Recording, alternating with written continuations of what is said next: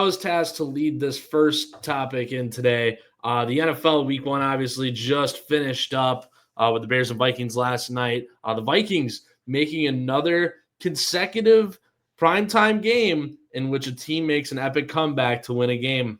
Obviously, with Sunday night, the Bills down 16 or down 15 with 5 minutes to go, they end up coming back and winning that one. The Vikings were down double by 2 scores late into the third quarter, still won that game 27-24. Guys, this first week, what are some of the things we learned about some of these teams? Go to any game, any story you want. What are some of the things that we learned from this first week of games? I'll go first real quick. Okay, listen. I on Thursday or Friday night, okay, I was excited. I was extremely excited because obviously we won. We beat the Queefs. Okay, we did it. Okay, now we get to Sunday. I'm even more excited because guess what? The Broncos looked horrible. The Texans looked horrible. Hold on. The Broncos looked horrible. The Texans look horrible. Who else is supposed to be considerably good? The Patriots look horrible. I don't know what. The Raiders looked horrible. Miami looked horrible. The whole AFC. And then you get to the night game. You get a little nervous when you watch that type of game. But then you realize if the Bills are just going to go try to win a shootout game in the playoffs, I'm excited. You got a chance to lose that. You were down 40-25 at one point. I know they won, but come on now. The Ravens lost that game like they usually do. That's another reason I'm excited. So I'm thinking the Chargers just beat the juggernaut of the AFC. The Bengals look like dog water. I don't know what the hell they were doing. I mean, you got the Chargers looking like the best AFC team next to the Steelers for some reason. I mean, I know it's week 1. I know we're throwing out overreactions, but I think that's the best overreaction I've seen so far. I'm a little bit more excited after this weekend. Steelers being the best team, one of the best teams is crazy. No, it's not. Aaron Rodgers to go. I tried to tell everybody that Aaron Rodgers was not going anywhere. I think anybody looking in Kansas City right now is such a huge overreaction and like such an easy trap to fall into. I mean, the Chiefs were literally in reach of beating the Chargers without their 2 top receivers. And look, besides the Packers, I'm a huge Chargers fan. I was very happy they won that game. But I mean, Kansas City, I think like everything this weekend bodes well for them. Again, they're going to get Rashee Rice back eventually. Xavier Worthy, we don't know how long he's going to be out, but eventually, hopefully, he'll come back this season. I mean, I can't believe that he's even going to be out anytime because he hurt his little shoulder, but got run into by Taylor Swift's husband and fiance. Pissed me off a little bit because I had him start. I have him in 2 leagues. Kiss my ass. Yeah, fiance. Well, that would be correct. Yeah. So, tomato. I do have some overreactions.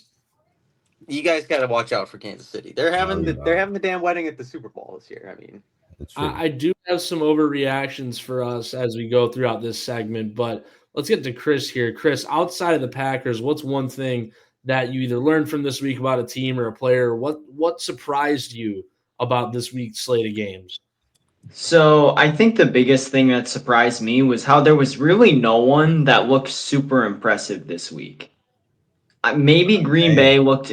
I think Green Bay looked impressive. The 2 Sunday night teams did. The Chargers looked good, but unfortunately, they have a reputation of just charging their way out of things through what they've done through the years. But I mean, they look good too. But I don't think we can draw a ton from what we saw this weekend because so many teams looked bad. Tampa Bay didn't look very good. San Francisco didn't look very good. The Rams and Texans played a defensive slugfest. The Vikings got dominated for 3 quarters by Chicago and still won the game. And I don't really think there was any doubt towards the end of that. And the Eagles looked a little shaky. Now, part of that was because Jalen Carter and the rain delay and whatnot. But both of the defenses for Buffalo and Baltimore looked shaky in that game as well. I don't think there was a lot of teams that really separated themselves this week. So I think we're just going to have to wait another week before we start drawing any conclusions at all. Didn't you just say the Packers are winning the Super Bowl? What kind of conclusion do you got? That was a joke, man. No, It was a okay. joke. Okay. No, but That's a joke. yeah, it was a joke. Realistically, But they're still there's winning the still. bowl. I mean, Whatever. it's not It as was- much of an overreaction as it was 4 days ago, but I mean, I still think there's a couple teams that are better, at least.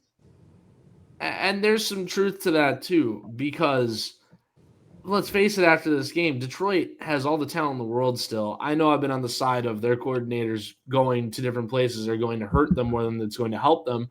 But the fact of the matter is Green Bay just beat the crap out of a good NFC team. It's looking more and more like the hype was correct. Jalen, any of your thoughts on that? About the Packers? About the Packers, about what shocked you this week, what surprised you, who impressed you, any specific players that impressed you, disappointed you? We'll get to that. Player that impressed me, the player that impressed me the most was Keon Coleman. I like that. Yeah, he looks like a number one wide I receiver. told you, dark horse, fantasy dark horse. He really looks like a number one wide receiver. What I'm not surprised about, Bears.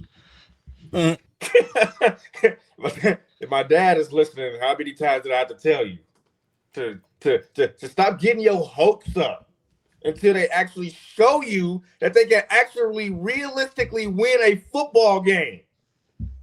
Damn.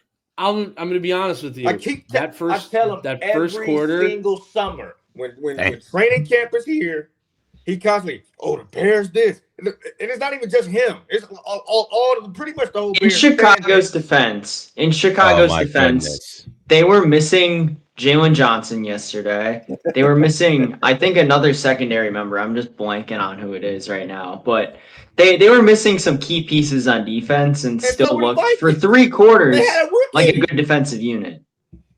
They had a I rookie. mean, the guy who had the pick 6 in that game was a practice squatter for the Vikings last year who never saw the field. I mean, Exactly. once Jalen And J.J. Johnson comes McCarthy back, played his first I think snap. that defense will be much improved. And J.J. McCarthy It played his will. first snaps against a defense that was supposed to be top 5 in the league. But I want to say, Yep. wasn't TJ Edwards was also out last night? Yes, for them he too. was. So He was. that's He another was. key Jalen piece Johnson that was was. out for we can't say Chicago the in that Vikings game. didn't have their whole lineup either. They had some key guys out as well. Well, that's why I'm saying that week 1 is such a small sample size that we can't really draw too many That's what I'm harsh trying to tell overreactions. Relax. The Packers in 2021 finished 13-4, but lost to the Saints, who didn't even. I want to say they didn't even make the playoffs that year, like 38-3 in week 1. It just things happen. The Saints looked like the best team in the NFL, best team in NFL history through 2 weeks last year, and finished at the bottom of the standings. I'm just telling people relax until they show you the change. I'm not saying that they're gonna be terrible. But when you come up off this high and you expecting something to happen so soon, all Bear fans were saying we were supposed to blow the Vikings out, and realistically they were. But what happened in that fourth quarter? The Bears looked like the Bears again. And you gave minus it up to a 1 rookie yard quarterback. for like 10 minutes. You gave it up to a guy who was literally JJ playing his first McCarthy looked like NFL game. JJ McCarthy JJ looked like a McCarthy looked freshman in college. Bonds. He looked so bad in the first 3 quarters of that game, and then he just pulled it out. But I really think it's like a a credit to their senior. running game too, and the Bears' defense. Like the lack of defense in that game, it was just very, very Bear-esque, I'll say. He looked Jalen, like a high school quarterback going into his freshman year in college, and he's being asked to play against Alabama. That's exactly how he looked. That's funny. But now, game. Go ahead. Game results aside here, Jalen. Caleb Williams, 21 for 35, 210 with a touchdown. Then on the ground, 6 for 58, 9.7 yards per carry and a touchdown. Your thoughts on Caleb Williams' performance? Because I'll be honest, that first quarter, he looked like the best quarterback in football. First quarter, the whole first half. He looked like the best yeah. quarterback in football. I'd say the first 3 quarters. The first 3 quarters, he really looked like I wouldn't say the first 2.5. 3.5. 2.5. 2.5. He was missing his spots like crazy in the fourth, though. In the first 2.5 quarters, he looked Not like clutch. he was going to be the Bears' first 4,000 passing 4,000 passing quarterback who could lead them to a Super Bowl. That second half, after that third, the half of the third and then going into the fourth quarter, he looked like Rex Grossman. Man, don't disrespect Rex Grossman. Don't disrespect Rex Grossman because obviously you were an NFL player, you were in the Super Bowl, whatever. That we did not get to the Super Bowl because of Rex Grossman's arm. I would say Caleb. I think that Caleb was very impressive on the ground, but he did not impress me much through the air last night. Like he took off. He ran a lot better than he had all last season, but he missed a lot of throws last night, especially into that second half. And that first half, I don't think he really made any super impressive throws that, kind of wowed me. What wowed me and what made me, build a little hype around Caleb Williams was the fact that he was using his legs and the fact that, he was kind of making decisions quickly. But as far as like the passing aspect goes, nothing he did really last night through the air. I wasn't impressed.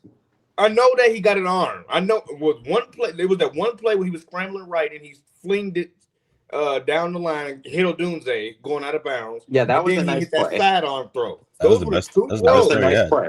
Those were the two throws. I was like, okay, that looked good. That looked really good. I mean, I'm impressed with that. I think managing a full 4 quarters, he did not impress me at all. Everything was behind the sticks. There was 3rd and 19. We threw him 4 yards behind. Thank you. He's just dumping stuff down all game. Well, not only that, he almost got a pick 6 on that one screen pass. Van Ginkel was right there. He was lucky that wasn't picked off. Everything was like 4 yards. And then a whole lot of yak. For those who don't know, yards have to catch. A whole lot of that was yak. The only thing that really impressed me about Caleb yesterday was his willingness to escape the pocket and run. He looked very capable as a runner yesterday. But other than that, looked better than he did. I mean, but Justin Fields was also that's who impressed me the most on Sunday. For the whole week, that's who impressed me the entire correct answer. Fields. Fields and Rodgers had 2 of the best quarterback games, and I don't think anyone was expecting that either. Well, but can I say the Steelers are like, I don't know if this is crazy, but I would say they're like sneaky, like I've been saying that, man. AFC caliber player. They just signed Jabril Peppers like half an hour ago. They're literally nice, man. They have a great offense. They have a great defense. They have one of the best coaches in the league. I mean, what else? I mean, that defense. If Rodgers can put their defense is going to pick it up too. If Rodgers can put it together like he did this week, they are going to be real nice. I would say they're a top 3 seed in the AFC if he could put it together. It'd be tough. If I'm not mistaken, I think I saved a photo of it here so I could read it off today. No, I did not. But if I'm not mistaken, in his last 11 games dating back to last season, Aaron Rodgers has 22 touchdowns and only 4 interceptions in his last 11 games. The touchdowns aren't coming in like large numbers, but they're still there, and the picks are still down. He's doing what he does best. Let's get into some overreactions that I brought up. Just drafted up. I have a few of them. The first one here actually does involve the Jets. It also involves the Cincinnati Bengals, right? So the Bengals ended up winning 17-16 against the Browns. And a little bit of a nail-biter. The Bengals, we know in previous years, in recent history especially, not so good in week 1 matchups and not even in week 2s. The Jets got the moral victory, right? They looked so improved compared to previous years. The Steelers were just a little too much. It was a little bit of a revenge game for Rodgers. One of these teams, between the Jets and the Bengals, will make the playoffs. And that team's the Jets. Discuss. The Jets are making the playoffs? I mean, I just want to see the Bengals. Not gonna happen. Between one team that we expect to be very good year in and year out, especially on that offense. They looked rough against the Browns of all teams. The Jets looked terrific against the Steelers, who we're talking about as a possible AFC powerhouse. One of those teams makes the playoffs, and it's the Jets. Discuss. Hold on. I think, I'm not saying I think the Jets are they're good. Aaron Glenn has turned that team around already. Okay, they're gonna be just fine. Justin Fields, me and Jalen have been raving on this guy for however long. We love Justin Fields.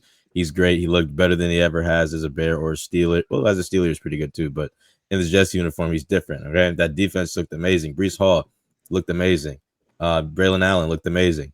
But I think we just got to slow down on that one a little bit, bro. They still lost. You know what I'm saying? So we gotta see a little bit more. They still have to face the Bills twice a year. Patriots have a better coach now. I know they lost as well. The Dolphins they can beat. I think the Dolphins they can beat. But as for the Bengals, bro, I think if you got Joe Burrow, you got to put them above them regardless. I know their defense looked abysmal, but not really though. They held. I know it's the Browns, but they held them to 16 points. They just didn't score them very much on the offensive side. I Which is think kind of the weird. Wisconsin Badgers could hold the Cleveland Browns to 16 points. But they better start Stewart.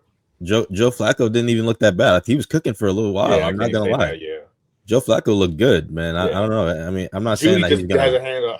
Julie just has a hands of rocks. Right. I'm not saying that he's gonna lead them to like the promised land or nothing like that. But he's not no scrub. So I think the Bengals. I don't know. They look a little bit worse than last year. I'm not gonna lie, but they still are probably better than the Jets right now. So I'm gonna have to go with the Bengals still a little bit. But I see where you're coming from with the Jets. They're hot right now, man. I'm just saying, like I was saying, Justin Fields was the biggest one that impressed me the entire weekend. I mean, Josh Allen played great. Lamar Jackson was impressive. Derrick Henry, unreal. But Justin Fields was the one who impressed me the most because of how he looked with the Bears, how he got treated with the Steelers because he had to sit down for Russell Wilson when he came back. And now for him to go and lead a team, which they ultimately should have won if Garrett Wilson catches the ball, because I think they would have won that game going down like that. I think they would have won the game. But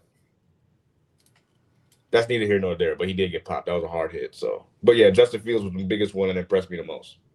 Yeah, I think we should cool the look. Justin Fields, he played fantastic. But he started last year the same way. There are a lot of people were saying the same thing last year when he was with the Steelers. He had a really good start to the year, and a lot of people were talking about it again. That like, oh, here comes Justin Fields, and he kind of plateaued through the middle of the season, and then eventually lost the starting job to Russ. I think that the Jets are going to be better than a lot of people expected, but to say that they're in the playoffs, there's just way too much talent in the AFC to put them anywhere near the playoffs right now. I really don't think that they're gonna. I think that they're a 500 team at best, so they might get into the hunt.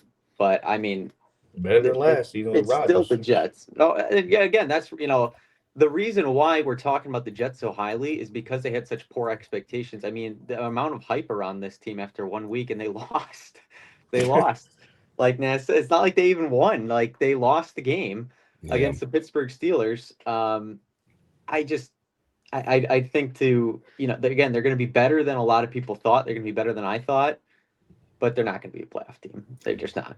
All right, moving to our second one here for the sake of time. We got to kind of rifle through these a little quicker. Second overreaction to week 1. Detroit will have less than 10 wins this season. I don't think that's an overreaction. I don't think it's an overreaction either, specifically because of less than 10. I thought I think it's possible. Be around 10, 11. I think it's possible specifically because of their schedule. Their schedule is an absolute gauntlet this year. They got Chicago at home this weekend, but then I want to say they go to Baltimore week 3, which is going to be a really tough game for them. Their offense didn't look very good against Green Bay. Now, part of that's because of Green Bay's defense was just flying around like crazy and stuff too, but just pulling up their schedule really quick. They have a lot of the better teams in the AFC that they have to play against on the road. They play against Cincinnati on the road. They play against Kansas City on the road. They play against Tampa Bay this year. They play against the Eagles. They play against the Commanders. They play against the Rams on the road. They play against Pittsburgh. There's a lot of good teams on that schedule where there's potential for them to lose games. So I think, although I don't agree with it because I still think they're going to bounce back, I don't think it's an overreaction to say that they can win under 10 games. I think it's a complete overreaction. I think the Lions just won 15 games last year. I think we all forget about this. I know they lost their coordinators, but they still got every piece back from last year. They were competing with everybody on the highest level last year. I know they lost in the divisional round, but even before that, the year before that, they were still doing the same thing. They were playing these teams, these high-level teams at the time and kicking their you-know-what, and they're going to continue to do that. I don't think the Lions are going anywhere. I think this is a complete overreaction. I think they played bad on Sunday, but I mean, the Packers also played out of their mind. The Packers don't have the greatest secondary ever, okay, but they all played up to a higher level. I don't think they're going to sustain that all year. I think the Lions have a little bit more upside offensively. They have a little bit more upside when it comes to like the secondary. I don't know about the D-line anymore. I know Aiden Hutchinson is back, but he needs to prove a little bit more now. But like, we gotta stop this. The Lions are not going anywhere. I think the Lions are going to be second in the division or first. I think it's 1 or 2. It doesn't matter. I think they're going to make playoffs. I think it'll be fun. All right. So now our 10, 11 wins. That game, I would all I'll agree. say about that game is that the Lions will have more than 10 wins at the end of the year. That game was more about Green Bay's defense than it was about the Lions' offense being bad. I mean, it's very hard. Well, the amount of pressure that Green Bay got on Detroit, it's very hard to operate anything on offense, and they shut down the run. It's just not going to happen to Detroit. Jahmyr Gibbs, David Montgomery will get theirs in some of those big games this season. A lot of those big games this season. I think 11, 12 wins even is right on the money. All right, so now down to our last two here. They're both Dolphins related, both to the Miami Dolphins, who got the brakes beat off of them by the Indianapolis Colts of all teams. First things first, the Miami Dolphins will have a top 3 pick in next year's draft. Get that quarterback out of there, man. Not an overreaction. Try to change the overreaction. You look terrible. The way I've seen how they played against the Colts, yeah, it's not an overreaction. Colts aren't even that bad, but yeah, they are though. Daniel Jones, they're the pretty Dolphins bad. just made them look. Daniel Jones played great. The Dolphins are ass. I'm telling I you. think Daniel Jones playing great says more about the Dolphins than it does about the Colts, though. I'm not. Jonathan Taylor's look good. Tyler Warren looked good. Maybe. I mean, Tyler Warren looked good. If you think Daniel Jones is playing like that, if you think Daniel Jones is playing like that all season, you got another thing on. It's just not going to happen. I mean, Tyler Warren looked really good. Colston Loveland had 12 yards. But then lastly here, pretty decent. I don't know. Last one, again involving the Dolphins. They have a guru at head coach in Mike McDaniel, or so we think at least. He's from the Shanahan tree. Good. If the Dolphins lose next week, they should consider firing Mike McDaniel. I think it has to do more with how badly they lose than whether they lose. If they get blown out again, I think you have to at least consider it. They play New England at home. So if they lose that game, he's out of there. If they lose that game, he's out of there. The seat's been warming for a little bit for him. Tua hasn't really progressed. Now, there's been a ton of injuries for him with all the concussions and everything. Can we really blame Tua on the coach, though? He's been concussion protocol. Tua is dog water. Tua is terrible. You could have prime Bill Belichick in there. You could have prime Bill Belichick in there right now, and the Dolphins would not be performing much better than they are. Tua has not done anything in 3 years. Ceiling or such a floor, I should say, with what they're doing right now. I mean, their ceiling is so low. I mean, you could fire him, but he's not the problem. I'm just gonna say you're rearranging deck chairs on the Titanic. The problem. Every team, though, as I look at his numbers, and I see in 2023 at the height of this team that they were first in yards on offense, first in total yards, second in total points. In passing game, especially, they were first in passing yards, only 20th in attempts, but still first in passing yards, fourth in passing touchdowns, and they were a top 10 team in trying to keep the ball away from the defense. Then they added Tyreek Hill, and it got worse. Last season, because we're not going off of this year, because right now, after one game, they had Tyreek Hill in 23. They had him in 23? I thought they just had him last year. They had him in 23. They've had him for a couple years now. Like 3 years. They might have even had him in 22. Adding Tyreek Hill got him that. Last year, their offense became a bottom half offense in the league in terms of yards and points. Rushing, 2 years ago, they were 6th in yards, first in rushing touchdowns. Now last year they were 21st in yards, 23 in touchdowns, and then passing wise 15th and 16th in yards and touchdowns. So it's only getting worse, and they haven't changed anything. I was gonna say that's why they haven't changed a single thing on their offense. They haven't changed anything on their defense. Really, they haven't changed their coaching staff. They have literally stayed the same for 2 years, but Tua just got CTE. That's literally the biggest change, and Tyreek Hill's in a bunch of domestic trouble. So I mean, it's just. They're doing nothing to help themselves, literally nothing. So I don't think they're gonna. People were so happy that the Dolphins took Tua over Justin Herbert. I mean, well, look at that, got you. I mean, just saying. I think Mike McDaniel, when there's a team like this, there's always going to be a scapegoat, no matter what. And I think Mike McDaniel is the scapegoat here.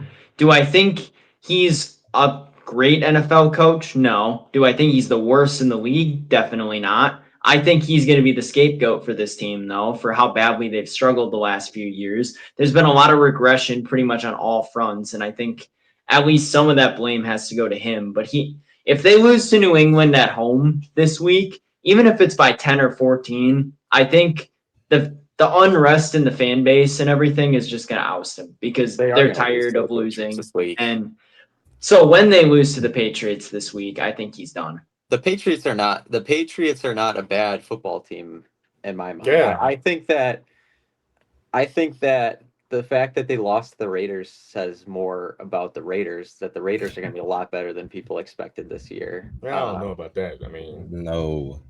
the Patriots it's also week one. The Patriots team, beat but they're not Bengals last year in week one. Look what happened. The Patriots are not a not bad good. team, but they're not a good team either. They are not. Definitely not. I would say they're like a 6-11 team. People saying that they were going to win, they were favored in 11 games this year. People saying they're making the 7th seed this year, dude. Yeah, no, that's not going to happen. But the Patriots, they're not a bad team. They're going to beat the Dolphins this week. I guarantee it. I guarantee it. Right. That's a pick 'em for you.